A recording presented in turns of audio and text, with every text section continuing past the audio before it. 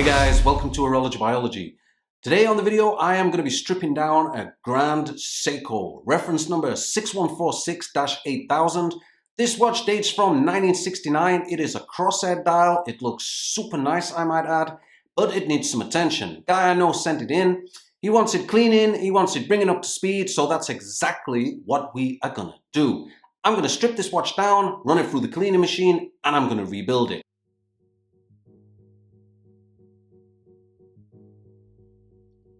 So let's get down on the strip down of this 6146-8000.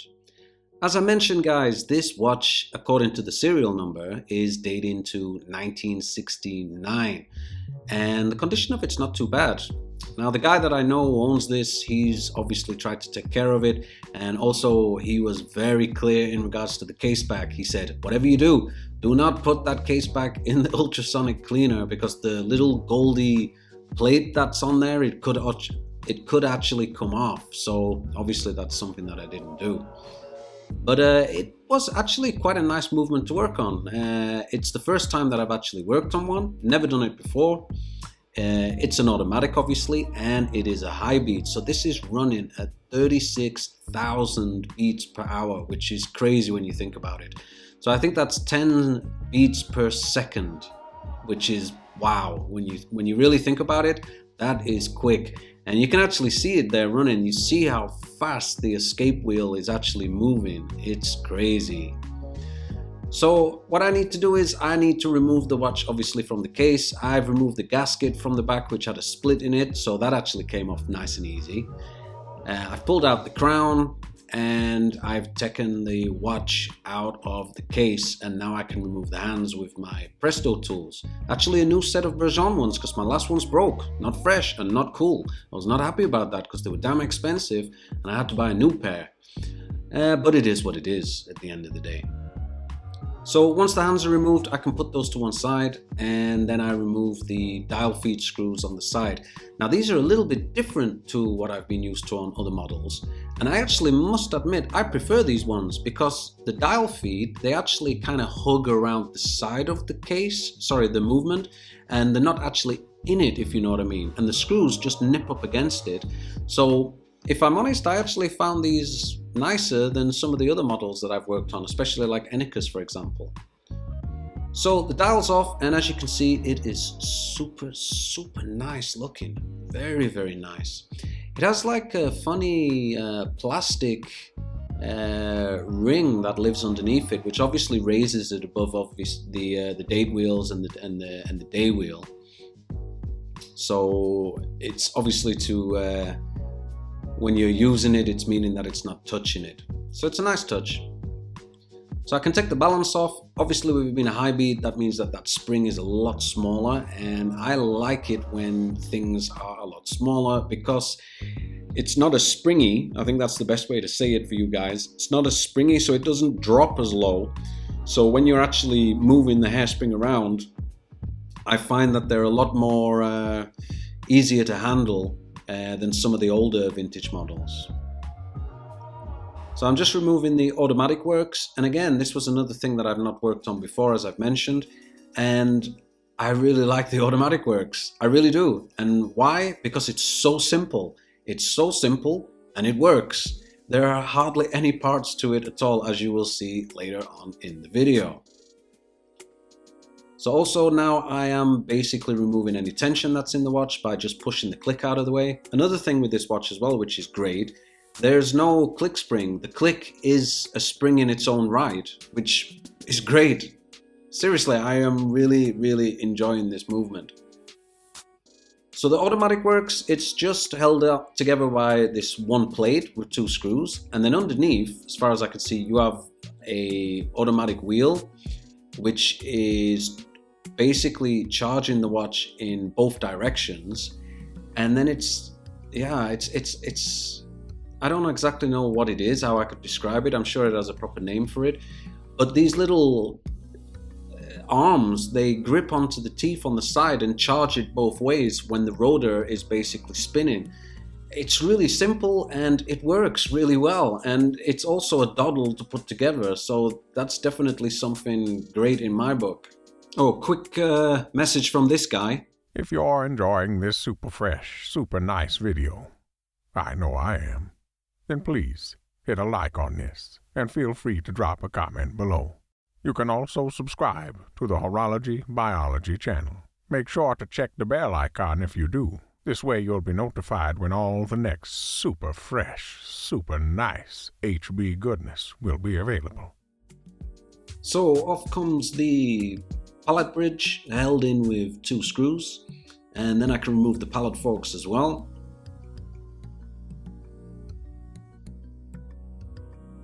And once that's out of the way, obviously now I can remove the ratchet wheel. So that's held in with 1 screw, and this comes off quite easily as well. No messing around.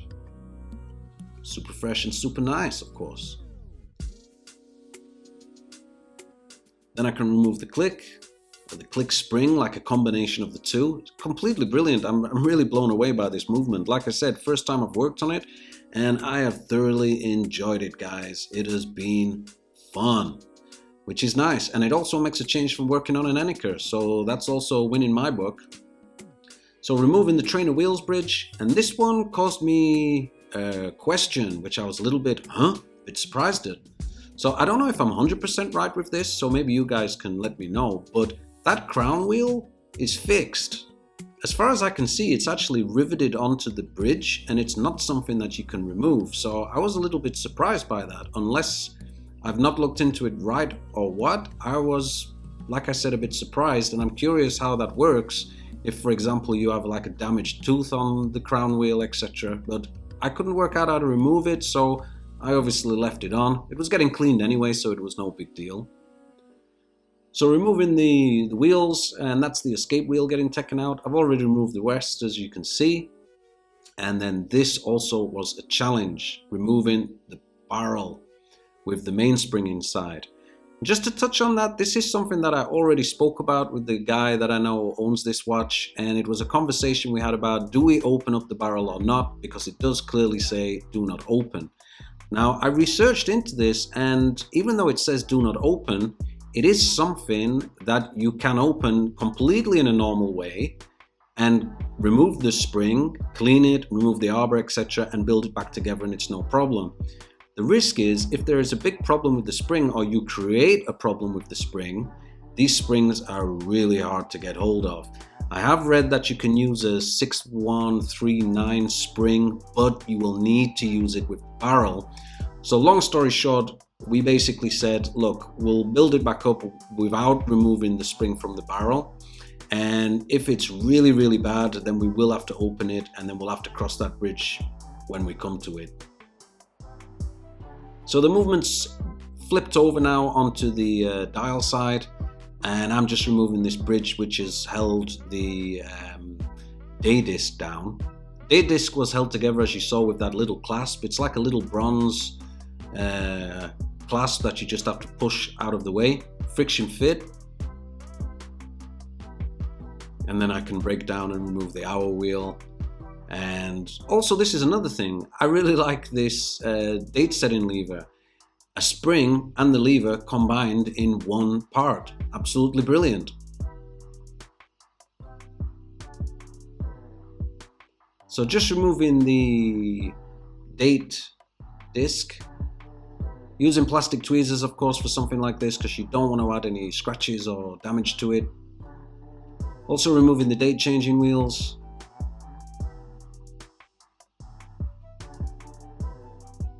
So as I said, there were things with this movement that I really liked, but then there were also things that I really didn't like.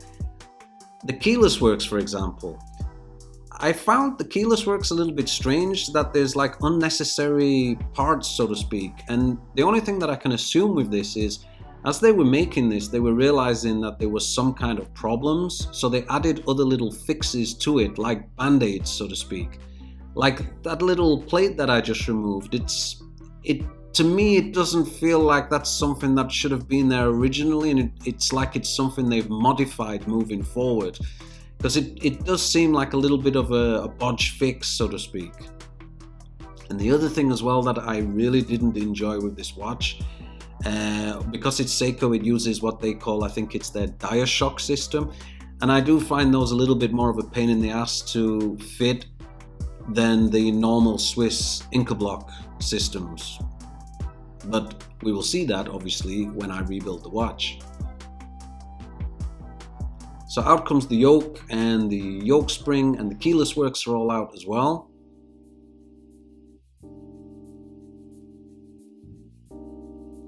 Now I can remove the cannon pinion.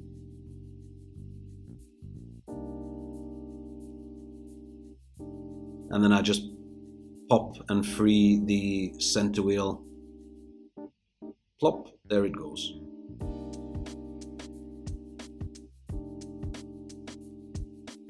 So a quick pegging of the jewels of the case. I also do the rest of the watch as well, obviously. It is really important to do that, guys, when you are cleaning a watch. Pre-cleaning is just as important as the main cleaning. So you just simply use a piece of pegwood and just get into those jewels and just remove any old dirty grime and oil. This watch did have some, it wasn't in terrible condition, but there was some dried up gunk on there. So I just replaced the balance, and now I can start on the case. So it has a bezel that goes around it, which you snap off with a knife, and then I can pop off the crystal. And already, guys, I'm seeing some serious man cheese. Not fresh and not cool. So I'm pegging away at that, and just look at all that nasty Ross DNA. Ugh, it's disgusting. It's not fresh. So wipe my bench off, and now I can basically load up all the parts into the baskets ready for the cleaning machine.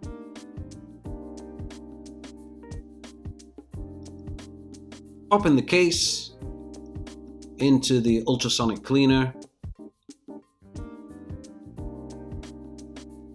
and then loading up the basket onto the Elma super automatic cleaning machine. I love this cleaning machine, so good. Fully automatic, so you just switch it on and it just does its thing.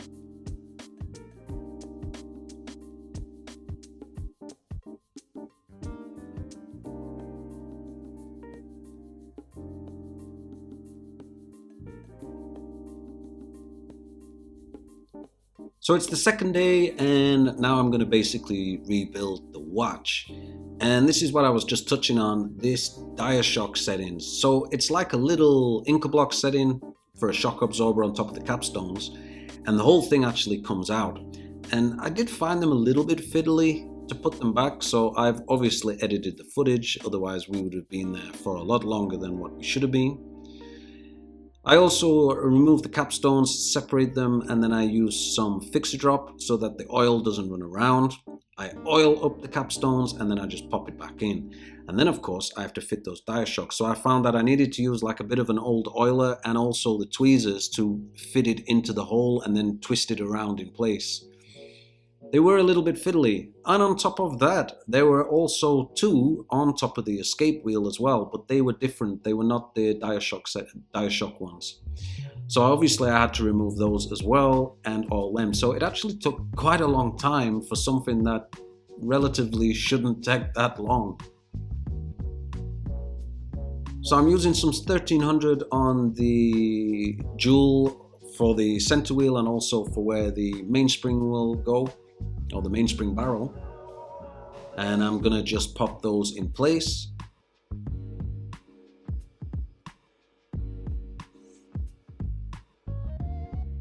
Now this has a small plate that just lives on top and secures it. This is also really similar to the Enica models, like the 1145. It has a very similar plate that lives on top of the center wheel,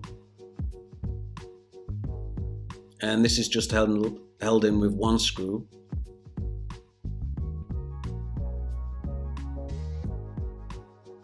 So guys, as the man himself said, if you are enjoying this video, please hit a like on it. I would super appreciate it. You can also subscribe to the HB channel as well, and that way you're gonna get notified when all the next HB goodness is gonna drop. So if you check the bell icon, you will receive those notifications. I also want to make a special shout out as well to Daryl. Daryl is the latest member of the Horology Biology channel. He joined. Super fresh, super nice. Happy to have you on board. If you want to join the HB channel, there is a link below where you click on join and it gives you all the information about what you get. You basically get super fresh, super nice emojis and membership badges, and you also get priority replies to all of your questions by yours truly. It really helps the channel grow, and it definitely helps me as well in regarding providing better content moving forward. So guys, that little goldy looking piece, that's actually the hack for this watch. So when you pull out the crown to set the time, the seconds hand will stop, because this will basically hit against the balance and it will stop the watch from running. So I fit that in, and now I'm building up the rest of the train of wheels, putting in the escape wheel and the third wheel, etc. Little 1300 on this post, or on the stem, sorry, I mean. And that just drops in nicely.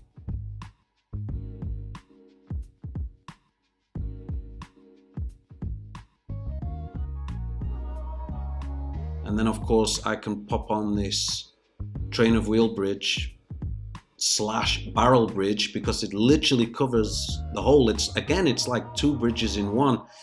It wasn't super complicated to fit. I did end up putting it under the microscope just to check that the pivots were in place, because it is quite a large bridge and it's covering basically everything if you look at it. But I'm still a little bit baffled by that crown wheel. So if anybody's got the answer to that, please let me know in the comments. Is that something that can come off? Maybe there's a special tool that you need to remove to help it be removed. Obviously it's something I didn't have, so I just left it in place. But I think my main concern is, if it is something that cannot be removed, if it's damaged, does the whole bridge have to be replaced? Because that seems a bit ludicrous. So once you've made sure that you've got all your pivots in the correct jewels and everything's engaged correctly, keep it pressed down with some pegwood, because it can move quite easily when you're screwing it back in place. Because you don't want to break a pivot, because yeah, it's a nightmare. And especially on a watch like this, because these watches, as far as I can see, they're pretty damn expensive. So just giving a quick test to make sure everything is engaged, and it is. And now I can oil up the jewels. So I'm using a combination of 9010 and also 1300. And like I mentioned, there's actually two capstones on the escape wheel, one on the top and one on the bottom. So that obviously took me longer to do as well, because I needed to remove those, clean the capstones, put it in fix-a-drop, and then obviously put it back on once it had been oiled up. So these were the only gripes that I had with this movement, that some things basically took a bit longer than what it normally would. So now that's oiled, it's running a lot more free. And even though I give it such a light little tap, I can see the escape wheel moving so fast. So that's obviously a good sign.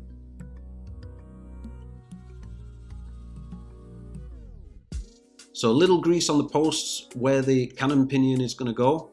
Cannon pinion is obviously friction fit. So when you do pop it on, you simply just put it on with your tweezers and then you press down, and you will actually hear it click in most cases. I'm just giving it a little test, touching lightly to see that it's engaged, which it is.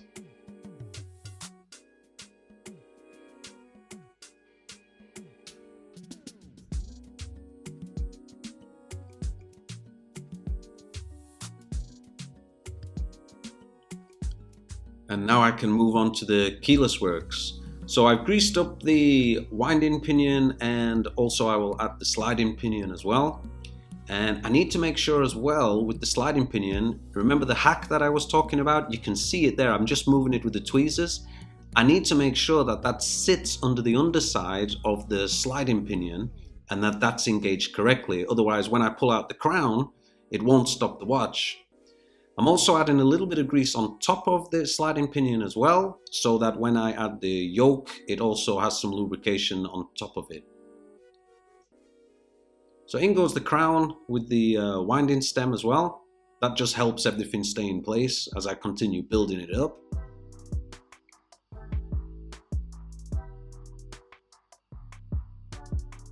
And then I can put in the setting lever. This one is not a screw one, so there's no setting lever screw. It's a push spring operated one. I much prefer these ones. They're definitely a lot easier to use when you're removing the crown.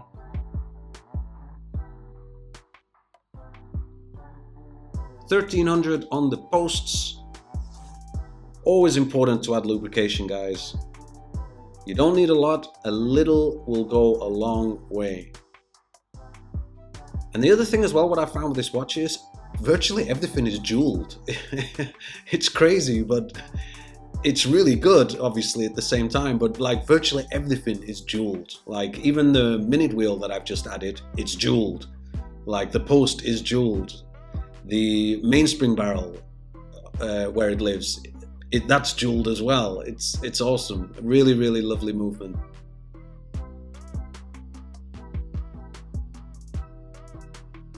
So this is for the quick set date changing and date mechanism. So when you pull the crown out to the first position, you can basically just change the date as a quick set.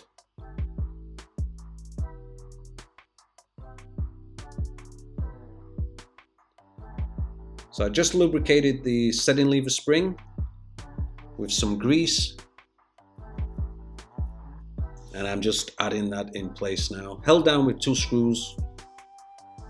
And it's easier if you just use some pegwood to secure it before you screw it down.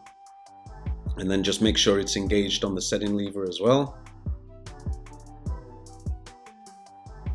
And this is what I was telling you about. So this other little bridge here, which is again holding down that date changing mechanism. Some things I just find a little bit strange on this whole keyless works. There's a lot going on when I'm not entirely sure why there's so much needed for it. There's plate after plate, so to speak, and then we have another plate that we have to add on as well.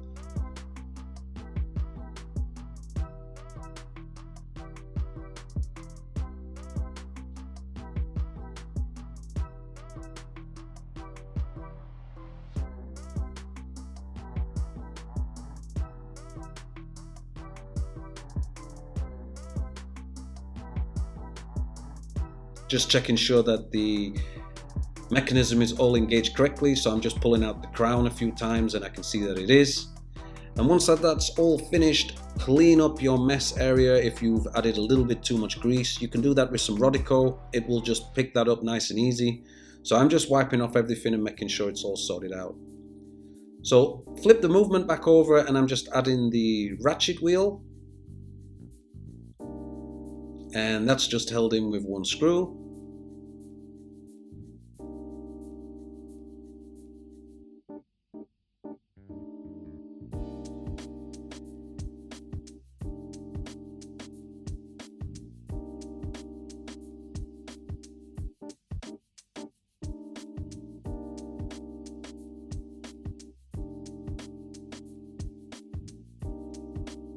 And then I can put in the click or click spring combination, as I would say, seeing as it's 2 things in one. The Japanese really smacked it with this one, I think.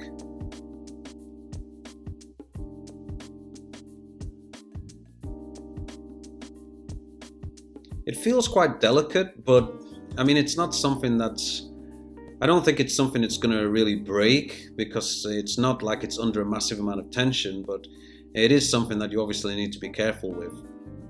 So now that that's all in place, I can now basically work onto the pallets. So they've been cleaned. They do not go in the cleaning machine, by the way. You do never want to put the pallets in the cleaning machine. I clean them by hand, and then I add some fixer drop treatment to them as well, so that when I oil the pallet exit stone, the oil doesn't disperse everywhere. And again, that's something that I do off camera because it's such a small area to work in and you need to be really accurate with it, guys. Just a tiny little drop, and then you want to make sure that every tooth of that escape wheel has been lubricated. So on goes the pallet bridge, and then that's going to be held down with 2 screws.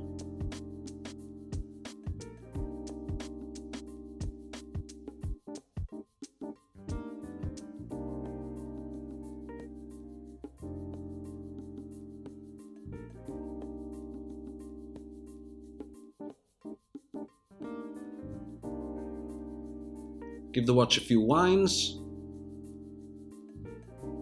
and then now I can put in the balance.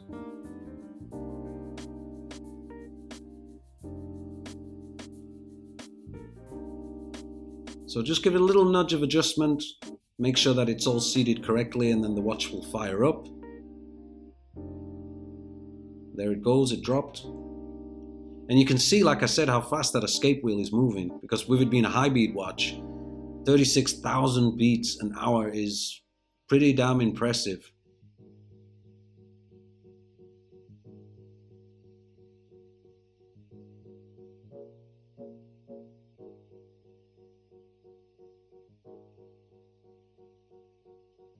So back over onto the dial side, and I'm just adding a little 1300 onto the post where these date change mechanisms are going, these date change wheels are going.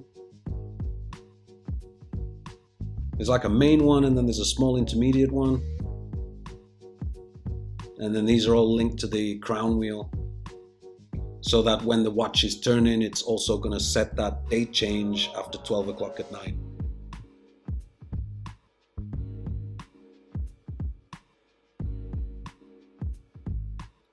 So I can add on the date disc, make sure that's seated correctly, and then this little plate that lives on top of the date changing wheel.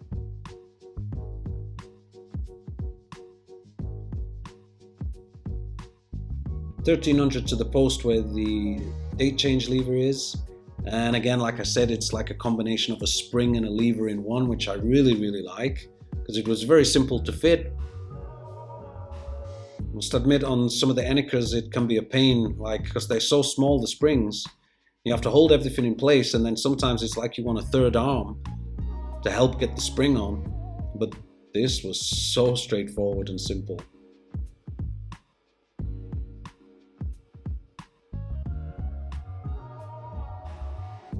And this is where I made a mistake.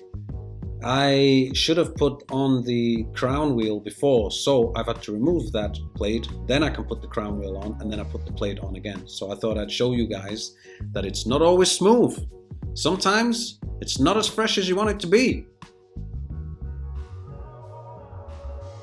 So finishing up now, I'm just putting this plate on which covers everything in place, and it has, you can see that small thin lever, and that's for the day change.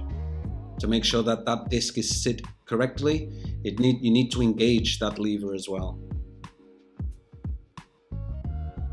So just making sure that it's working and the quick set's working, which it is. And now I can put on the day disc. I must admit, I did find these day discs very flimsy. I'm not saying it's like made out of paper, but man, they were not thick at all. Very flimsy. So I'm sure that they are things that could be quite easily scratched if you're not careful, or dinted or bent, so to speak. So making sure that that's engaged correctly, which it is, and it's changing nicely, which is what you want. And then that's held in with this, yeah, it's like a friction fit that just goes around the cannon pinion. Oh, sorry, not the cannon pinion, the top of the hour wheel.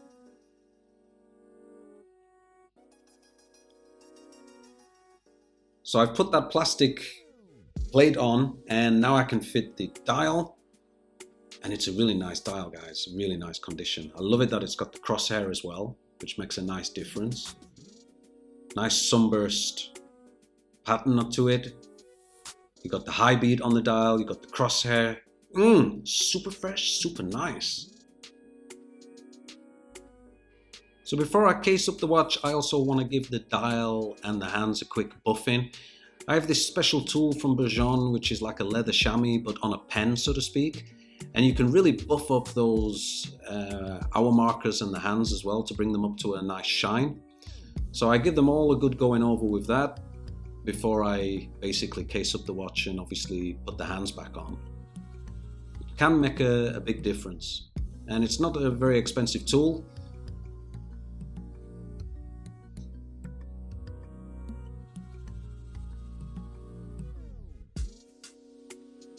So time to fit the hands. I'm using the Horotech handset tool, which is a 3-prong tool. Find it easier because I can set the dies to different sizes. So one for the chronograph sub-dial hands, the hour hand, the minute hand, etc. Makes things a lot easier rather than having to change them individually. So first goes on the hour hand, and you want to make sure that you've set that correctly at 12 o'clock, obviously, with your date. So quickly check it to make sure the date snaps over. And that's pretty bang on 12. Very happy with that. Next I can put on the minute hand. And the same principle, you want to basically have that lined up correctly to the hour. Otherwise it's going to be a bit skew-whiffed, and that's not cool.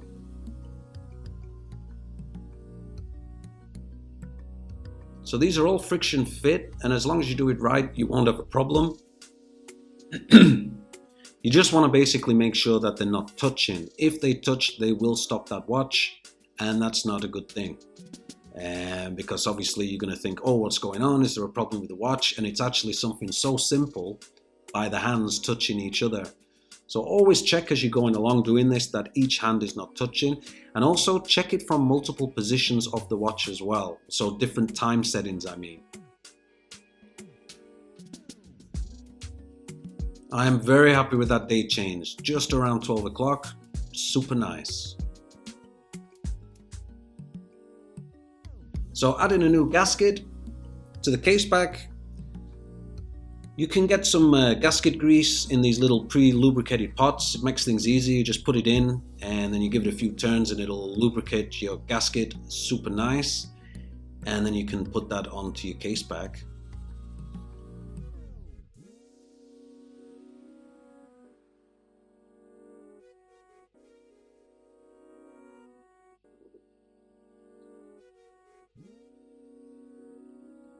This was quite an easy one to fit.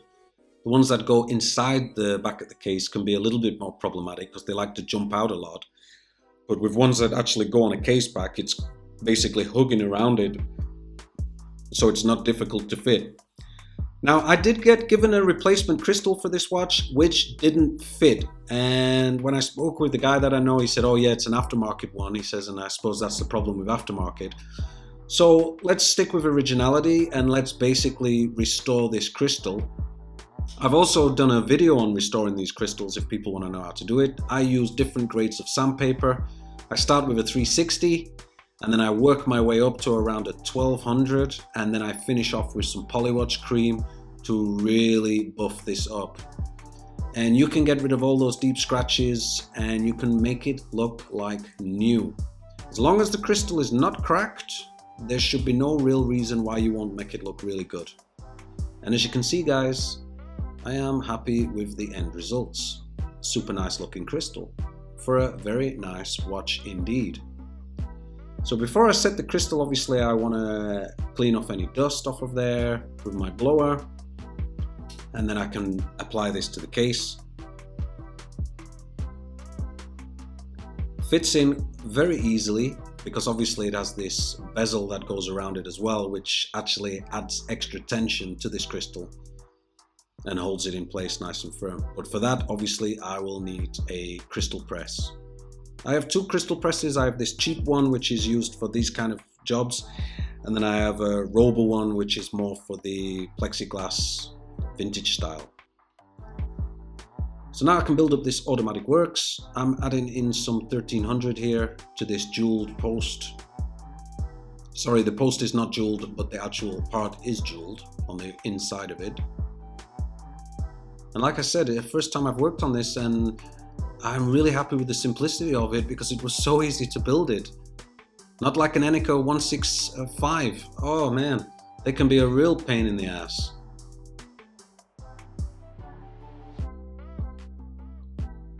I also added like a little bit as well onto the end of these arms because I'm not 100% sure if that is correct. I couldn't find information on that. I always do my research as well to find out exactly what should be oiled, and I couldn't find anything on this, but I just thought about it logically that it's not going to hurt to add a little bit because it is metal on metal and continually metal on metal, so I thought logically it should be something that should have a little bit of lubrication. So I put the bridge on and that's held down with the 2 screws, and that's it, it's good to go. Really happy with how it works. I also added a little bit of lubrication as well to the bearings, and I also oiled the jewel on the other side of the automatic works plate.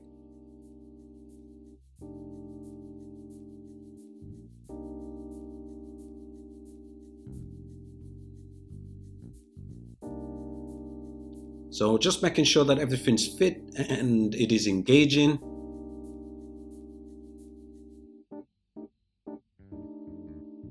And I'm good to go with that. Little oil, like I said.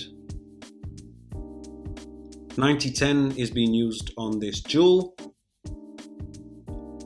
which is a fine oil. And then I also add some oil to the bearings as well. And of course the rotor will live on top of that as well.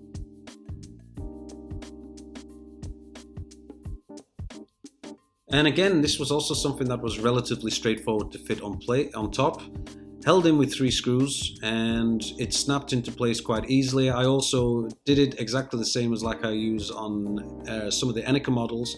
So I gave the crown a little bit of a wind as I was fitting it to make sure that it was engaging correctly, which it was. And yeah, I'm really impressed with this movement. I know I've gone on about it a lot in this video, but seriously, I'm enjoying these.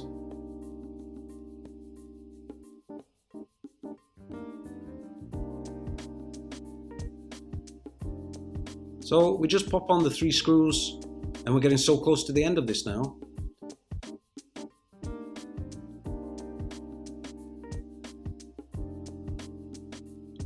So I'm just also making sure that I secure it down with some pegwood. Maybe a little bit over the top, but I believe in being careful because mistakes can be costly, and especially when it's not your watch. So cleaning off any excess with some Rodico, making sure that it's all nice and clean.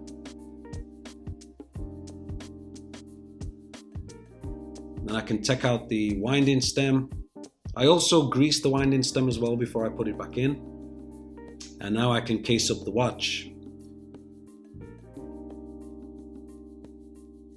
Flip it over so that I can get to the movement side again. And then I can pop in the movement holder ring. And of course the winding stem with the crown on the end.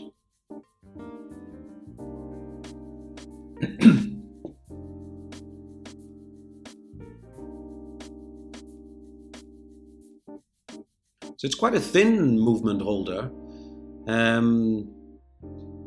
There was no screws on this. I'm not sure if there are supposed to be screws. I don't think there are because I didn't see any place where they were going in.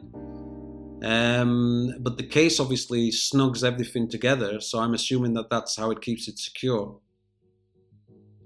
I also had the rotor back on as well now. This is held in with 2 screws. And again, it was quite straightforward.